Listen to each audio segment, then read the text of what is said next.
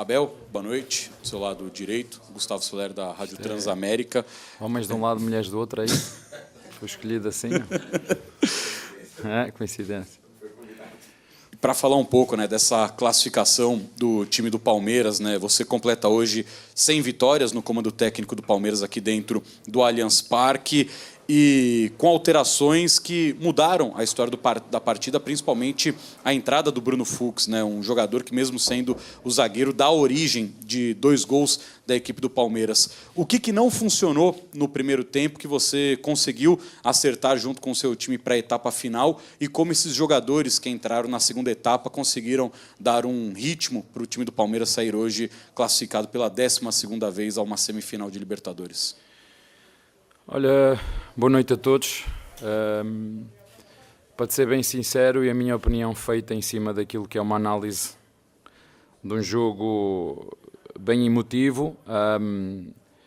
A primeira vez que o nosso adversário foi à nossa baliza fez gol de bola parada, eu acho que isso de certa forma nos intranquilizou um bocadinho. Não porque nós não tivéssemos a nossa forma de atacar bem definida, mas porque não fomos ousados e agressivos ofensivamente. Acho que sinceramente esse golo nos intranquilizou um bocadinho.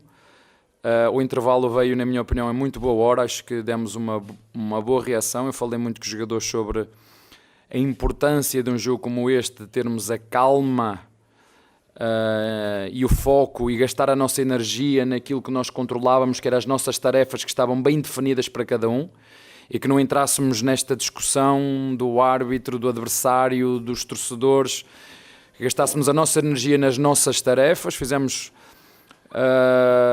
também 2 ajustes táticos, quer no lado direito, quer no lado esquerdo. Na primeira parte tínhamos só 2 jogadores no corredor de cada lado, na segunda tínhamos 3. E depois, como te disse, acho que fomos bem diferentes, fomos mais agressivos com bola, fomos mais agressivos sem bola, num jogo equilibrado. Não posso dizer que não foi um jogo equilibrado, nosso adversário tem muita qualidade. Eu, se tivesse que dividir isto em 4 partes, eu acho que na primeira parte do jogo lá nós fomos melhores, na segunda parte o nosso adversário foi melhor do que nós, o River Plate no segundo tempo do jogo de lá. No primeiro tempo aqui foi um jogo equilibrado, apesar do River ter feito o golo. Estou-me a lembrar também de uma situação de bola parada na primeira parte, podíamos também fazer golo. Mas na segunda parte eu acho que nós fomos mais dominadores, conseguimos impor o nosso jogo. É verdade que depois com a expulsão o jogo fica praticamente definido. E como falaste do Fux, o Fux entrou para substituir o Gomes e é uma das características que este jogador tem, a qualidade na saída de bola e a visão que ele tem e a qualidade técnica são de facto acima da média e é um dos pontos fortes do Fux.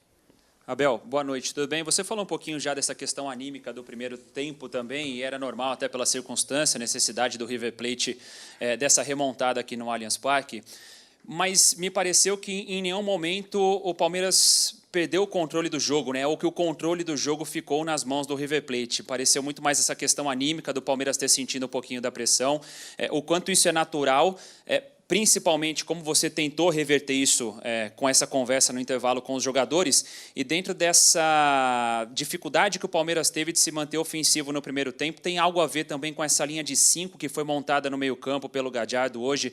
O Andrés teve pouco espaço, né? Não tinha muito tempo de receber a bola, pouco participou do primeiro tempo. Se essa também foi uma dificuldade do Palmeiras nessa primeira etapa. Obrigado.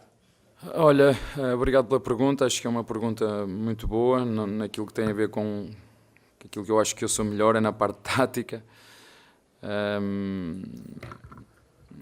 A verdade é que nós já estávamos à espera que o nosso adversário fosse fazer algo diferente do que fez lá. Já tinha acontecido aqui o ano passado. É preciso, eu gosto destes treinadores que são mais imprevisíveis, que nos obrigam a ter que estudar e perceber que tipo de situações ele ia fazer em função daquilo que aconteceu no jogo de lá. Nós começámos a pensar muito que ele ia fazer exatamente um pouquinho daquilo que fez na segunda parte do jogo de lá. E quando montámos a estrutura daquilo que podia ser o nosso adversário com 5 jogadores por dentro, jogando só com um centroavante, mas com a chegada do Galupo, com a chegada do Nacho, com a chegada do Quintero, nós preparámos isso muito bem durante os 2 dias que tivemos para preparar este jogo. Portanto, a nossa equipa, naquilo que tinha a ver com os aspectos dos encaixes defensivos, estivemos muito bem, apesar do gol ter sido de bola parada só. Mas também é verdade, quando o adversário também joga com muita gente por dentro, que fica mais difícil a nossa rota de ataque interior, ou jogar com os nossos jogadores entre linhas. Por isso eu te disse que a grande diferença da primeira para a segunda parte, enquanto na primeira parte só metíamos 2 jogadores no corredor, um mais no corredor de fora, o outro mais no corredor de dentro, nós optámos por meter 3 jogadores, quer no corredor direito, quer no corredor esquerdo, sendo que em corredores diferentes, apesar de ser centro-direita e centro-esquerda, e isto deu-nos outra fluidez para não ir por dentro, porque o nosso adversário por dentro fechava muito bem o jogo, com muita gente por dentro, com jogadores com características de médios. Mas como estavas a dizer, eu concordo contigo, a primeira vez que lá foram fizeram um golo, isso tranquilizou-nos um bocadinho, mas depois eu acho que foi uma das coisas que eu referi muito à nossa equipa, a calma, e depois ajudá-los naquilo que tem a ver com a organização tática da equipa, mas mais que tudo ajudá-los no sentido de eles entenderem quando nós precisamos de usar a nossa técnica, a nossa decisão, o nosso cruzamento, o nosso passo, o nosso remate. Se nós não estivermos calmos, tranquilos e focados e gastar a nossa energia nas nossas tarefas, se andarmos à procura da pilha, se andarmos à procura da confusão, vamos ser altamente agressivos sem bola, mas pouco criativos e pouco produtivos com bola. Portanto, é fundamental, quando nós temos bola, nós conseguirmos estar calmos e tranquilos para conseguir estar focados nas nossas tarefas, e isso foi a grande diferença da primeira para a segunda parte, na minha opinião. Oi, Abel. Boa noite. Você, depois da eliminação na Copa do Brasil, você remontou a equipe, principalmente ali com a dupla Flaco Lopes e Vitor Roque. Nesses 9 jogos, o Vitor Roque fez 8 gols e o Flaco 7. É a dupla que está potencializando o desempenho do time? Como é que você, taticamente, explica o time que deslanchou com os dois? Até brincando com a situação, o Veiga falou que o Flaco foi para a seleção e voltou o Messi. Você concorda? Menos porque, já disse várias vezes, o Brasil é um país especial, mas não pode ser do 8 e do 80, não é? Vocês sabem muito bem o que é que a torcida fez comigo, e portanto eu sou exatamente o mesmo, mas não me esqueço daquilo que fizeram e o que é que me chamaram, a mim e aos meus jogadores, não me esqueço. Isso está marcado no meu coração, está marcado, isso é algo que sangra por dentro. Porque o que eu sempre disse, mais que uma vez, que tudo o que eu faço aqui é dar o melhor que sei e que posso para ajudar os meus jogadores a serem melhores. E os meus jogadores também sabem que dentro do CT, independentemente do que se passa fora, que nós estamos lá para cuidar deles, estamos lá para trabalhar juntos, estamos lá para tentar, em função das saídas e entradas dos jogadores, em tentar criar a melhor forma, o melhor sistema que encaixe nas características dos jogadores e que encaixe também naquilo que são as ambições do nosso clube, mas nunca esquecendo desta reestruturação. Mas eu não posso só falar desses 2 jogadores sem falar daquilo que é a energia da equipa, não só dos que jogam, mas que também não jogam. Da energia hoje do jogo, é fácil de perceber quando os nossos torcedores estão connosco, é fácil de perceber, tu sentes isso na pele, não é? Umas vezes eles cantam os nomes dos jogadores, outras vezes não cantam. Portanto, nós ou acreditamos no Palmeiras, ou acreditamos no treinador, ou acreditamos naquilo que estamos a fazer, ou não vale a pena, não é? Portanto, quando esta energia, quando os torcedores estão connosco, todos os torcedores, não só uma parte, todos, quando todos estão connosco, quando a nossa direção acredita naquilo que o treinador faz, quando o treinador acredita naquilo que os jogadores fazem, quando os jogadores acreditam no treinador, e estes 4 pilares, que eu lhe chamo as 4 pernas de uma cadeira, estão no mesmo sentido, falo nos nossos torcedores, falo da nossa diretoria, falo dos nossos jogadores e falo da nossa comissão técnica. Quando isto está tudo, estamos mais próximos de fazer jogos como este, com esta energia que dentro do chiqueiro tem, que pega fogo, sente-se, e quando hoje começou o jogo, como quando ouviste, entre aspas, o nosso hino, e isto começa-me a arrepiar, ok, estamos preparados para fazer um grande jogo. Isso ajuda-nos imenso, porque nós precisamos deles, e como foi a nossa presidente no dia que nós fomos eliminados para o Corinthians. Eu sou profissional desde os 18 anos, nunca na vida tive um líder como ela, que num momento tão difícil, tão duro para todos, juntasse todo o staff, todos os jogadores, comissão técnica, e falasse aquilo que ela falou. Portanto, eu sou um sortudo, um felizardo de ter uma líder como ela, que nos dá todo o apoio, nos bons, mas sobretudo, isso é que faz a diferença, é nos maus momentos. Nos maus momentos é que nós vemos quem é quem, não é? Eu costumo dizer que o que é um casamento perfeito? O que é um casamento perfeito? É uma mulher imperfeita com um homem imperfeito que fazem tudo para nunca desistirem um do outro. Fazem tudo para nunca desistir um do outro. E ainda que não esteja casado com o Palmeiras, mas é isso que se passa dentro. Ninguém é perfeito aqui dentro, eu não sou perfeito, os jogadores não são perfeitos, os torcedores também não são perfeitos, mas da minha parte e da parte da direção e dos jogadores fazemos tudo para que ninguém desista de ninguém, para que possamos estar juntos em busca daquilo que são os nossos objetivos. Está bem? Não, isso já é pedir demais. Abel. Mas foi o oposto do que todos fazem aqui no Brasil. É só tu pensares aquilo que se faz aqui, ela fez exatamente o oposto dos outros dirigentes. Abel, boa noite, Zé Henrique, Rádio Energia 97. O Andreas parece que me foi um pouco encaixotado, né? O Galhardo, ele não deixa muito o camisa 8 do Palmeiras articular jogadas, né? Jogamos sozinhos. E aí o time sentiu um pouco a falta dessa mobilidade, né? Eu queria ver como, até que momento você percebeu isso no jogo e tentou mudar isso no segundo tempo, e mesmo assim ele continuou ali encaixotado, mas foi um jogador brigador. E falar em particular sobre o que você achou das duas arbitragens, tanto na Argentina como aqui no Brasil. Para você, foi uma arbitragem de bom tamanho? Entendo perfeitamente o Galhardo, entendo perfeitamente, já passei por esse lado. Toda a gente se deve esquecer aqui, quando jogamos aqui com o Boca, aqui em nossa casa, mas eu não me esqueço, já disse ao teu colega, eu sou muito bom de memória, e quando as coisas não correm como eu quero, eu aponto, né? Eu sou bom de memória, mas quando quero ter a certeza que não vou esquecer, eu aponto tudo. Mas entendo, eu acho que o árbitro foi igual para os dois lados, acertou umas, errou outras, mas sinceramente, na minha opinião, não teve influência naquilo que foi no resultado. No jogo de lá nós também podemos ter queixas, os amarelos, enfim, ninguém é perfeito, e não vou estar aqui eu a ser advogado de defesa de ninguém, porque eu também não sou perfeito. E já percebi porque é que eu às vezes ganho e estou aqui chato e aborrecido, porque vi aí um artigo sobre o sono, acho que a Globo fez, e uma das consequências é tu estar chateado, aborrecido, mau humor. Já sei, quando estou de mau humor aqui, já sei qual é o problema, é que não dormi bem ou na véspera de jogo ou nos 2 dias antes. Portanto, fiquem tranquilos, já consegui perceber porque é que eu às vezes quando estou aqui sou chato e mal-humorado e ranzinza e essas coisas todas que vocês chamam, não é? Que me conseguem julgar da forma que vocês entendem, mas já percebi de onde é que vem esse problema. É porque eu dormi mal. Falando do Andreas, o Andreas é um jogador extremamente inteligente.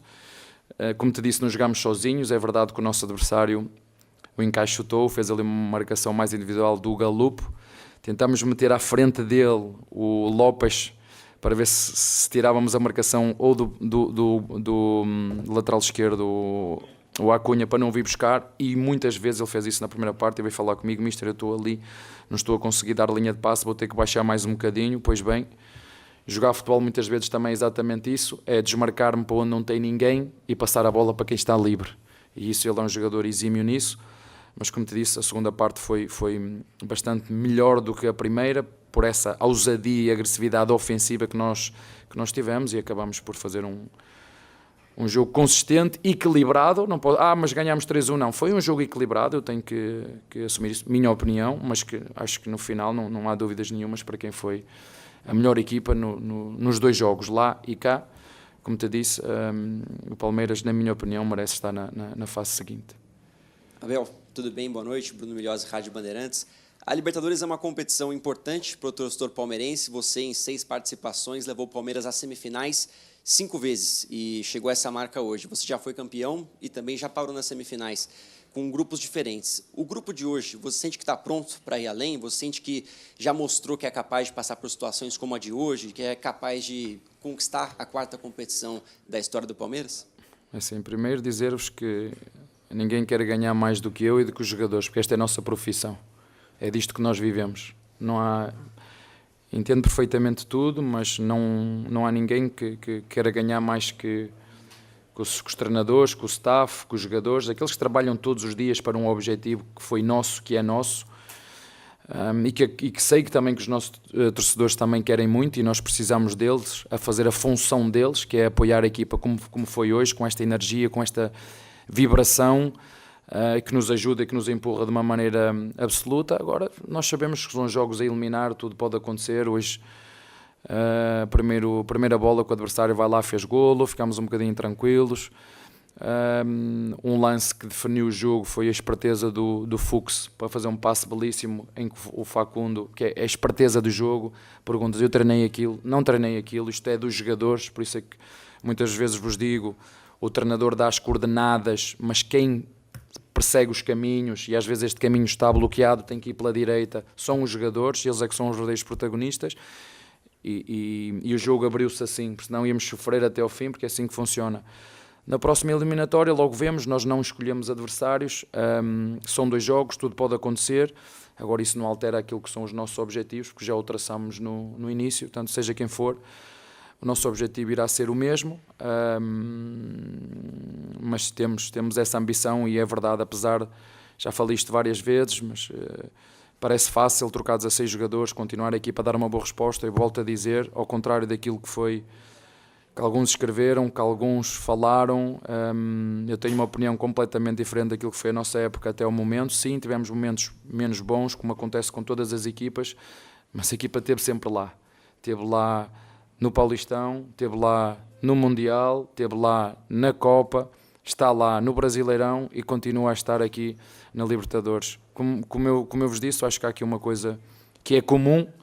Continuamos a ser uma equipa competitiva, continuamos a ser uma equipa que chega para ganhar. Se vamos ganhar, não sei, porque eu não tenho varinhas mágicas. Agora, o que eu sei é que estamos numa reconstrução, estamos a criar lideranças novas dentro do grupo, estamos a criar dinâmicas novas dentro do grupo. E quando eu cheguei, é verdade que eu tinha um grupo com bons homens. Hoje posso dizer exatamente o mesmo. Ao dia de hoje posso-vos dizer que o que eu gosto mais desta equipa não é só a qualidade, ou mais do que a qualidade deles como jogadores, é a qualidade intrínseca e humana que estes jogadores têm, da forma como se respeitam.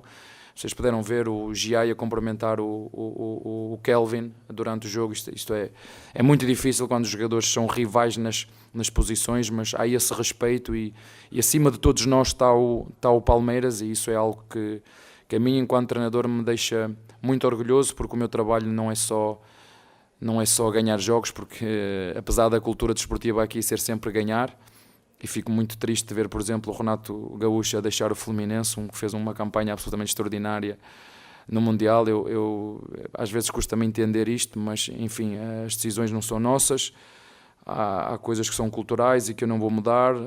Como eu vos disse, o Brasil é um país especial, mas enfim, vamos continuar neste caminho de perceber que quando ganhamos vão dizer que nós somos os melhores do mundo, e quando perdemos somos uma porcaria, e não é isso que nós somos. Somos alguém que trabalha muito, se dedica muito para dar alegrias aos nossos torcedores, e é isso que nós vamos continuar a fazer enquanto trabalharmos juntos.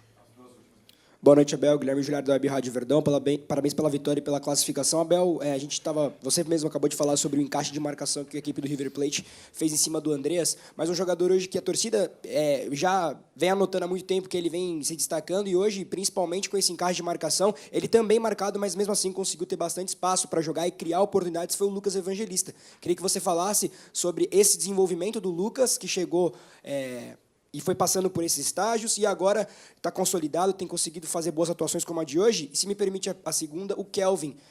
Muito se falou sobre ele ser um jogador que vinha de um futebol pouco conhecido, futebol russo, que não tinha, a gente não acompanhava o futebol dele jogando no país, e como ele chegou no Palmeiras em pouco tempo e se tornou uma peça tão importante, tanto ofensivamente quanto defensivamente na sua equipe. Obrigado.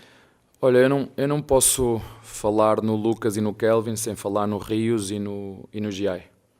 O Giai fez um belíssimo Mundial, chegaram propostas para ele sair, e nós, aliás, chegou propostas para toda a gente, não foi, até para o treinador chegou, e nós entendemos que não podíamos deixar sair, mas são 2 belíssimos jogadores. O Kelvin nós já conhecíamos do Atlético Paranaense, era um jogador que conhecia muito bem o futebol brasileiro e a dinâmica do futebol brasileiro, portanto a adaptação dele foi fácil. E aqui quem chega ao clube, a verdade é que nós O brasileiro tem essa característica, o brasileiro recebe muito bem, eu falo isso por experiência própria como homem e como gringo, como vocês chamam, o Brasil recebe muito bem, mas o Palmeiras tem essa característica dentro dele. Portanto, a adaptação do Kelvin foi muito rápida, muito fácil, muito simples, e tem 2 belíssimos jogadores para essa posição. O Lucas foi um jogador que nós fomos contratar ao Red Bull Bragantino, um esforço que eu pedi ao Barros e à nossa presidente, porque eu já o conhecia há muitos anos, já queria ter este jogador comigo no meu grupo, já no tempo em que eu era treinador do Braga, ele era jogador de Estoril, mas o Braga não tinha dinheiro para o contratar, não tinha balas, isso mesmo. Felizmente conseguimos ir buscar e estamos a falar de um líder, de um jogador que soube esperar pela sua oportunidade, que foi suplente do Rios, que trabalhou sempre, que sempre ajudou os colegas, é um jogador que sempre incentiva os colegas em todos os momentos, é um jogador fundamental naquilo que tem a ver com as dinâmicas, com as lideranças do nosso grupo. Saiu o Zé Rafael, saiu o Rocha, saiu o Mike, saiu o Rony, e nós precisamos deste tipo de jogadores, e fico muito contente e feliz por ele, por o ver a desempenhar da forma que ele desempenha, por procurar sempre os espaços para receber a bola, por ser dinâmico. Dá-me um orgulho muito grande ver este jogador com esta idade e com esta fome ainda de querer continuar a ganhar, porque ele, mais do que um grande jogador, ele é um grande homem, e fico feliz por tê-lo comigo. Abel, boa noite, parabéns pela classificação. Você falou que você é muito sortudo de ter a Leila Pereira como sua presidente. Antes do jogo, ela deu uma entrevista e, falando sobre a discussão sobre o seu futuro, ela disse: o contrato que eu ofereci ao Abel não tem multa para nenhum dos lados. E ela e a torcida nessa expectativa sobre a definição do seu futuro. Essa sinalização, né, de um contrato sem multa, que é algo raro, né, também é um outro ato raro aqui no futebol brasileiro, de que forma isso mexe na sua tomada de decisão? E, nesse momento, classificado para a semifinal, nesse momento de remontagem, como é que você está nessa decisão sobre o seu futuro? Por favor, obrigado. Aqui no Brasil tudo é raro, né? Vocês viram o que é que o Mourinho disse sobre o treinador de Palmeiras? Muitos fugiram. Eu não preciso de um papel nem uma caneta para dizer que quero ficar. Eu não preciso. O meu avô, o meu falecido amor, chamava-se Abel. Ele não assinava contratos. Falava de boca. Eu não preciso de assinar um contrato. Eu, com este Palmeiras, com esta direção, eu não preciso de contrato nenhum. Eu não preciso de contratos.